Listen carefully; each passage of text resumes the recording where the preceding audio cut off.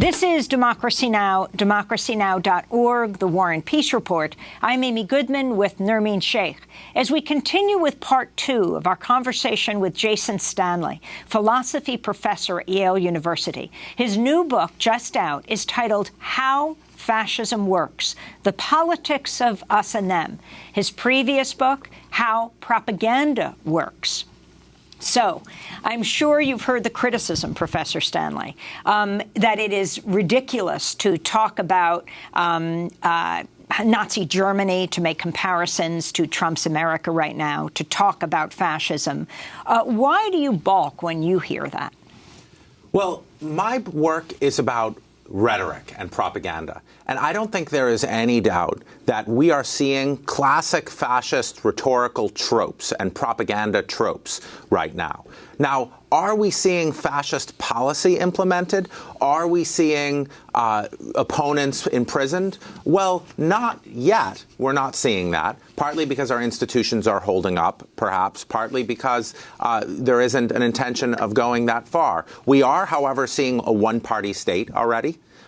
We're seeing Arendt warns us of that stage, of that. What do you mean one-party state? A one-party state is when politicians of one party betray, in Hannah Arendt's words, loyalty to party over parties, by which she means loyalty to their political party over a multi-party political system. And I think we are seeing that. I think we are seeing members of one political party betraying loyalty to their own party over having a multi-party system. We're seeing two gubernatorial candidates, Chris Kobach in Kansas, Brian Earp in Georgia, who are running on a platform of voter suppression. That's why they're running. So we're seeing very strong elements of a one-party state, which Arendt warns us is a pre-fascist moment. But so I don't think it's at all too extreme to be talking about this. We have to remember that not all fascist governments ended up doing what the Nazis did. Mussolini didn't. There's a number of fascist movements that did not result in genocide. Right now, Erdogan in Turkey, Putin, Orban, but they all are harshly homophobic, harshly sexist, harshly xenophobic, and I don't think there's any question we're seeing that. And you mentioned Brazil in the first part of our conversation. Look at how Bolsonaro is running. I'd rather have a dead son than a gay son. The problem was not torturing leftists. The problem was not killing them. So we're seeing people outcompete each other. Bolsonaro saying he didn't want to, saying to a congresswoman, "You're too ugly to rape." Mm-hmm. Saying that when he had 4 sons, and then when he got weak, he had a daughter.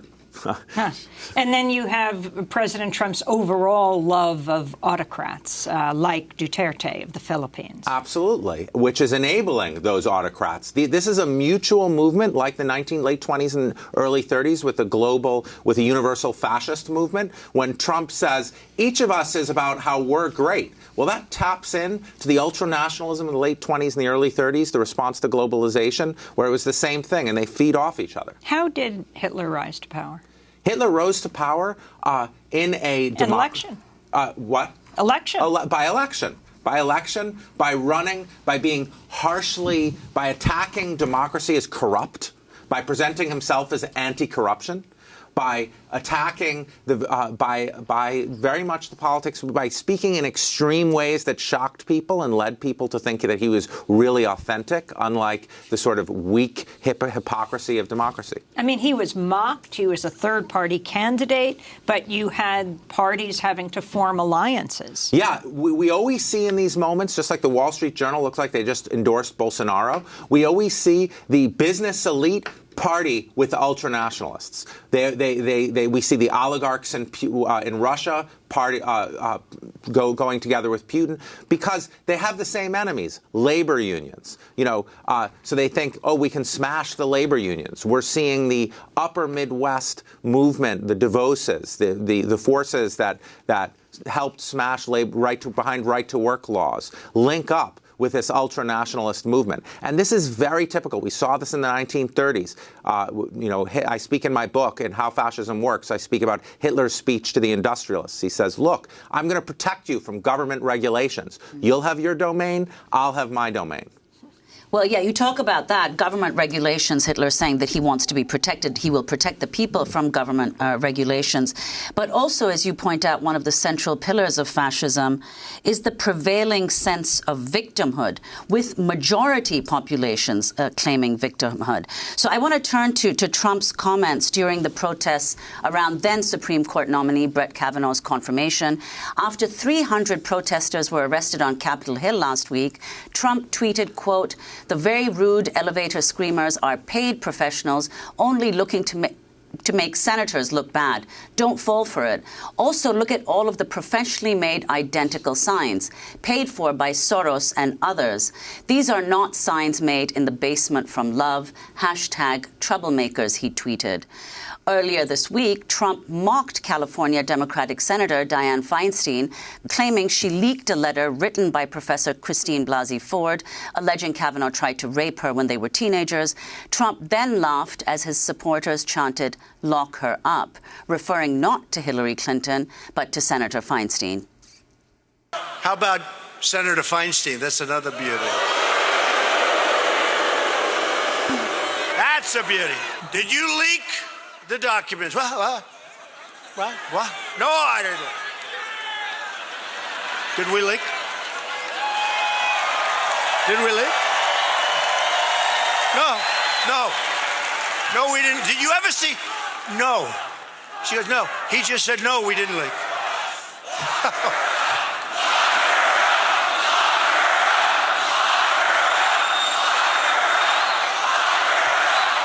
Now, last week, Trump also claimed that it was a scary time for young men in the U.S. It's a scary time for young men in America when you can be guilty of something that you may not be guilty of. This is a very difficult time. What's happening here has much more to do than even the appointment of a Supreme Court justice. It really does. You could be somebody that was perfect your entire life, and somebody could accuse you of something. Doesn't necessarily have to be a woman, as everybody says, but somebody could accuse you of something, and you're automatically guilty. So that's Trump saying that it's a difficult time for young men, and also mocking women protesters, and also mocking, we didn't play that, mocking the testimony of Christine Blasey Ford. So can you talk about this in the context of fascism and the pillar that you name, majority populations claiming victimhood? Yes, this is just probably the dominant theme in countries that fall prey to fascist politics. Hitler just talked endlessly about the victimization of Germany in World War I. I think we find now the purest form of this in the men's rights movement, the backlash to feminism. It's always the case in fascist ideology that the dominant group is victims of liberalism, feminism, cultural Marxism, movements for equality. Because the idea in fascism is hierarchy. And so the idea is one group always has to rule. So any group that attempts to gain equality is represented as really trying to take over. I want to go to another clip of President Trump, and this is about don't believe what you see. Now, your previous book is about propaganda. So let's go once again to that clip. Just remember, what you're seeing and what you're reading is not what's happening. So we have to make our country truly great again. Remember, make America great again. And then in 2.5 years, it's called Keep America Great. So I want to go address two issues in this. One is don't believe what you hear and see. And the other one goes to your first pillar in your 10 pillars of fascism, where you talk about the mythic past, make America great again, and how that compares to other authoritarian leaders. So everything in fascism is about smashing the truth and replacing it with loyalty and power. So the mythic past, is about you connect people, the fascist, in times of when fascist politicians seek to connect people's anxiety with a sense of loss. So they create this glorious past, and they say, the reason that you feel anxious, the reason you're angry and fearful is you lost. You lost that past when you were respected just for being a man, just for being white, just for being Hindu, or whatever the identity is. And so it creates this sense of incredible yearning loss. And of course it's a lie, because there never was such a great mythic past. So you get people used to this politics of fiction, this politics of myth. And then they get addicted to you. They get addicted to you as the person who channels that. And you also want to show your power. That's the second feature of Only Believe Me. You want to show that you're so powerful and macho that you're more powerful than reality itself. Well, I want to ask you about another pillar of fascist politics that you've identified in the book, and that's anti-intellectualism. Now, arguably, and in the context of Trump, arguably anti-intellectualism has been present throughout much of American history. Why do you think that the anti-intellectualism that exists today is so different from that which preceded it? Well, one of the ways in which my book differs from the other Crisis of Democracy books is I emphasize the continuity of today with the past. I don't think we should be talking about what's happening as some deviation or break from the past. I think we should talk about it as a gut check moment to face our own proclivities. We've always had these anti-intellectual sentiments. I'm not saying that anti-elitism is always unhealthy. It's often quite healthy. But in moments when... But anti-elitism and anti-intellectualism aren't the same thing. Are not the same thing. Anti-intellectualism is an attack on truth, an attack on expertise, an attack on education. When Trump says, the least, the non-educated, those are my base. That echoes Mein Kampf when Hitler says propaganda should be directed to the least educated men. Hitler mocks people who he says, look at these demagogues. They're criticized for not making sense. And of course, Hillary Clinton handed this to him in a basket by talking about the basket of deplorables. Yes, the one mistake she made, which was endlessly thrown in her face, in contrast to the infinite number of horrific comments Mr. Trump made on the trail. When you're a liberal Democrat, you cannot ever make a single mistake. Well, I want to turn to, you mentioned earlier that fascist leaders produce fears about certain kinds of equalizing ideologies, whether it's feminism or communism, and of course also socialism. So I want to turn to comments that Trump has made, recent warnings he's issued on the dangers of socialism. This is Trump addressing the UN General Assembly last month. Virtually everywhere socialism or communism has been tried, it has produced suffering, corruption, and decay.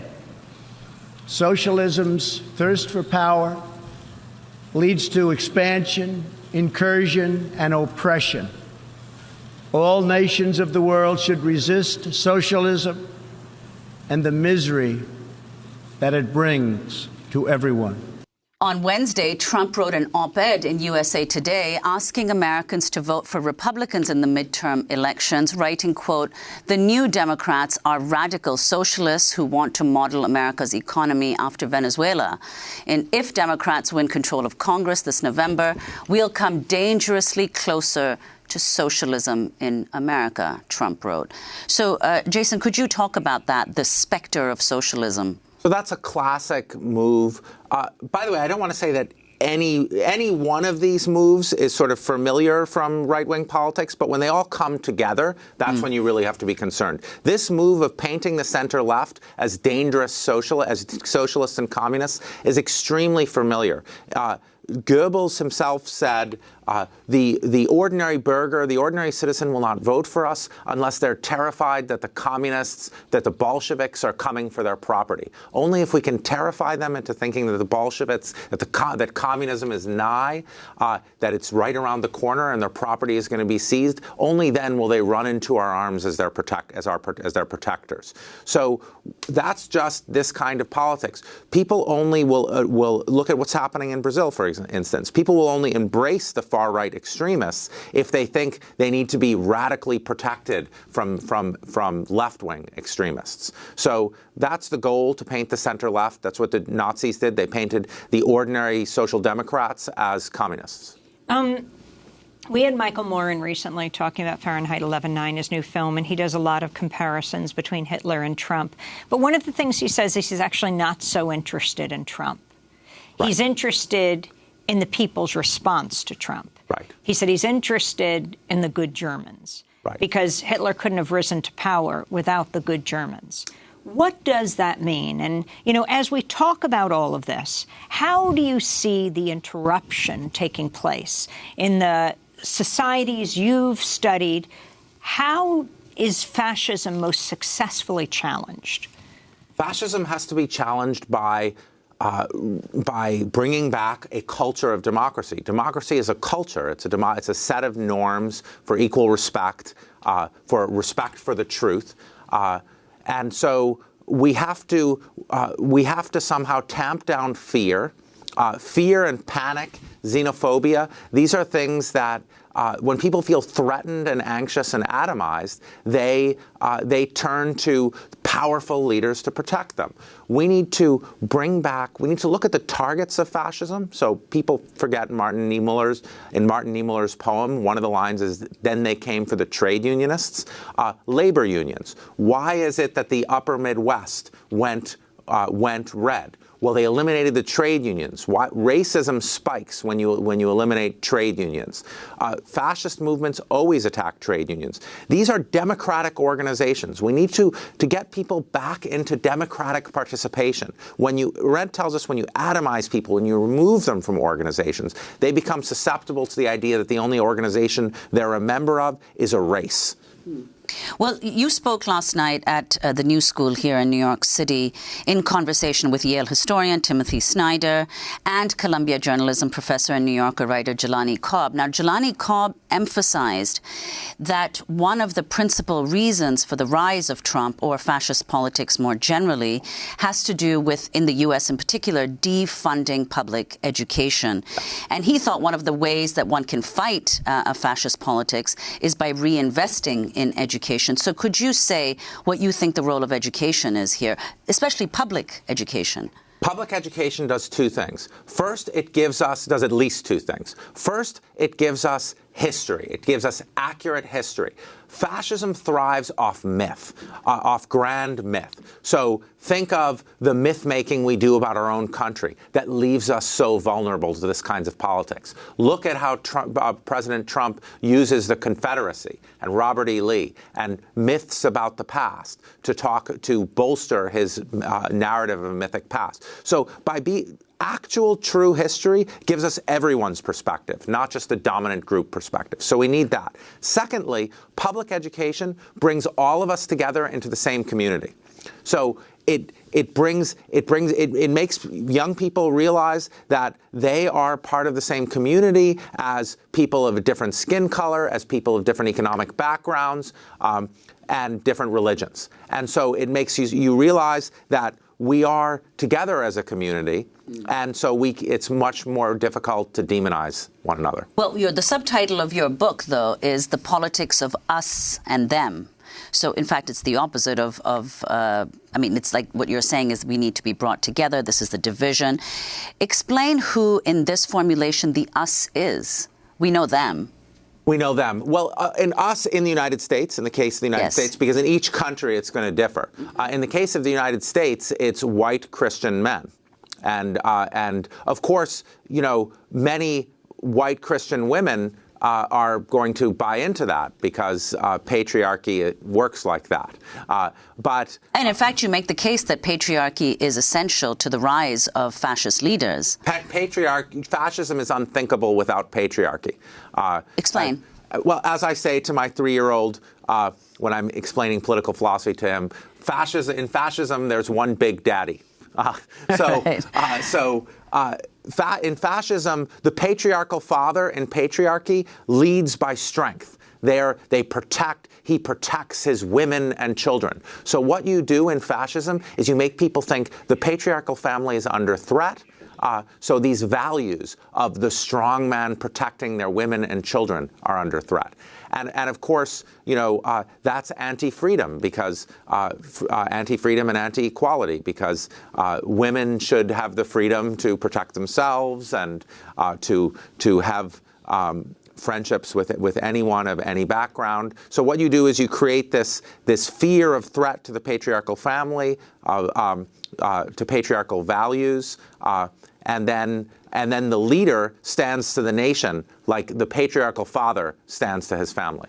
So speaking of patriarchy, I wanted to turn to the issue of Brett Kavanaugh. Certainly interesting from your position as a Yale professor. He went to undergraduate at Yale and also was a law school professor. There are many comments that President Trump made about Brett Kavanaugh, now Justice Kavanaugh. But I wanted to turn to the one where he was speaking at the United Nations, and he held a news conference afterwards, and he talked about, at the time, Judge Kavanaugh. He's outstanding. You don't find people like this. He's outstanding. He's a gem. He's an absolute gem. And he's been treated very unfairly by the Democrats who are playing a con game. It's been just a con game around Brett Kavanaugh. I mean, there was so much activism all over the country, particularly at your university, at Yale, where over 1,000 students, maybe it was 2,000 students, spoke out on this issue, and there were protests. Your thoughts on what took place and what is the lesson learned here?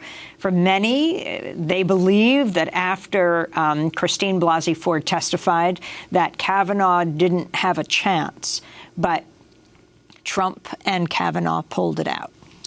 Yeah. I mean, I think that Yale, just about Yale, I think it's very engaged in the country's problems, and our students led this discussion.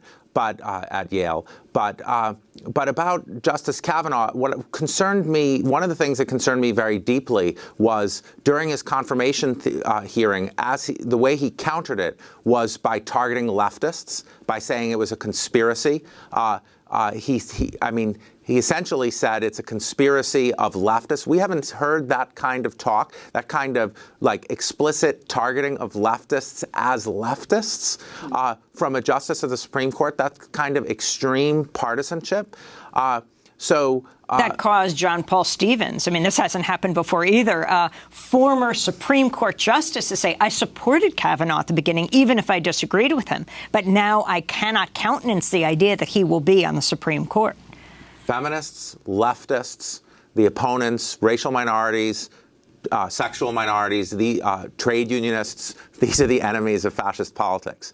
And what we're seeing is those by Justice Kavanaugh in that confirmation hearing deeply worried me by saying things that I never expected to hear in public in that circumstance. I wanted to bring together the issue of immigrants and where immigrants come into the story and patriarchy, because you had Judge Brett Kavanaugh in the Federal Appeals Court in D.C. weighing in a way he didn't have to forcefully, but he wrote the dissent around a case of a young immigrant teenager who was in a shelter in Texas who wanted to have an abortion. And he tried to prevent her from having an abortion, to the great consternation of so many. Both the issue of being an immigrant and also being a young woman around the issue of abortion. And I wanted to take this back even further to Donald Trump, not President Trump, when he first announced for president in those extremely controversial remarks he made in the lead up to the 2016 election. In his kickoff speech after announcing his bid for the presidential nomination, Trump moved right in talking about Mexicans as criminals and rapists. When Mexico sends its people, they're not sending their best. They're not sending you. They're not sending you. They're sending people that have lots of problems, and they're bringing those problems with us. They're bringing drugs, they're bringing crime, they're rapists, and some, I assume, are good people. Some, he said, I assume, are good people, but he talked about the Mexican rapists from the beginning. So, right. It's always the case that in this politics, that the outgroup are, in particular, rapists. They pose a threat to your women. So the values of fascism are patriarchy. Men have to protect their women and children. So you present the outgroup as threats to the women and children. And rape or sexual assault is not something that, it's only something that can be done to your women. It can't be done to, if you think about, for instance, what happened in Myanmar with the Rohingya were presented as rapists. And then the backlash against them was horrific mass rape and genocide. So that's acceptable against the outgroup. So rape is this threat to our women, and it's perpetrated by their men. And it's not something you can do to their women. Well, you know, a lot of people thought that the comments that Trump made, especially about, Mexicans, it's a really extraordinary claim to make about Mexican migrants coming to the U.S. But rather than denouncing them or disowning them once he became president, earlier this year he returned to those comments, claiming he'd been vindicated by reports of sexual violence against migrant women making the journey from Central America to the U.S. And remember my opening remarks at Trump Tower when I opened. Everybody said, oh, he was so tough. And I used the word rape. And yesterday it came out where this journey coming up, women are raped at levels that nobody's ever seen before. They don't want to mention that. So, Jason, your remarks. Your comments. Again, rape is one of the most horrific crimes any human being can perpetrate. So you link the outgroup to that crime. In Austria, the Minister of the Interior, or one of the main government ministers, just recently there was a scandal. He went around to police stations and he said, make sure to make clear any case where a foreigner is raping an Austrian woman, and we will highlight that. So what you do is you link the outgroup men to rape, you present them as these mortal threats, and then you make people feel like they're not protecting their own women. So this is Hitler. One of Hitler's first forays into politics was raising panic, as I discuss in How Fascism Works, about what was called the Black Horror on the Rhine. Black Senegalese soldiers occupying Germany in the 1920s and supposedly raping white women. If you think about our own history, what Angela Davis calls the myth of the black rapist, lynching was based on this long fake history of rape. So it's always, rape causes horror against the outgroup, and it causes men in the in-group to feel like they're failing at protecting their women, and then they need a strong leader to protect them. Well, I want to go back to what you said. You suggested earlier as ways to fight this fascism. Many people have suggested that what needs to be done is to get more and more people to vote in the midterms. What role do you think? Is that sufficient, given earlier you said that, in fact, there's a one-party system in the U.S.? What role does voting play, if any at all, in combating fascist politics? Well, voting would work, but fascism works by suppressing the vote, by gerrymandering and voter suppression. And if you look at our country, unique among democracies in felon disenfranchisement, we would not have the government we had if people convicted of felonies were allowed to vote. You have a referendum right now in Florida where 1.4 million people would immediately be able to vote if, in fact, people who had served time in prison were able to vote once they came out. In most democracies, people in prison can vote. So even in a few states in the United States, like Vermont and Maine. Right. Which are very white states. And yes. So you need to vote. On the other hand, the Republican aim, I fear, is to make voting irrelevant. Because when you stack the Supreme Court with hyper-partisans, then you have essentially a super legislative body that can simply invalidate, as we've seen before, any majority legislative will.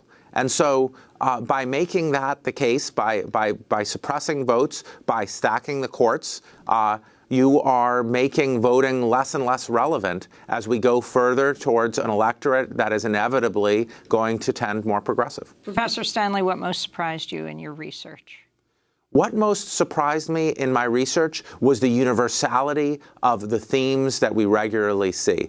For example, I discovered that, Chapter 2 of Mein Kampf is about Hitler's time in Vienna, and he talks about going to Vienna and Jews, and more Jews in the cities. The hated out group is always in the cities. And in my own country, the expression inner city, in fact, means the place where Black Americans live.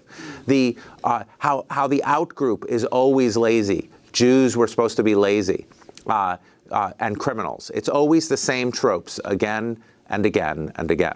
Well, how do you respond, before we conclude, how do you respond to the criticism that by talking about fascism in the U.S., you risk leveling all the distinctions between different fascists? You talked earlier about Mussolini and Hitler, so that then the term has no content? I'm much more worried about normalization than overreach. Which is the concern now? That we don't see it when it's happening, or that we call something, we're a little bit more extreme in what we call things. I am much more concerned that we don't label something as it should be labeled than that we sort of cry wolf. I want to thank you so much, Jason Stanley, for joining us, philosophy professor at Yale University. His new book is just out. It's titled How Fascism Works, The Politics of Us and Them. Previously, he wrote How Propaganda Works. This is Democracy Now! I'm Amy Goodman with Nermeen Sheikh. To see part one of our discussion, go to democracynow.org.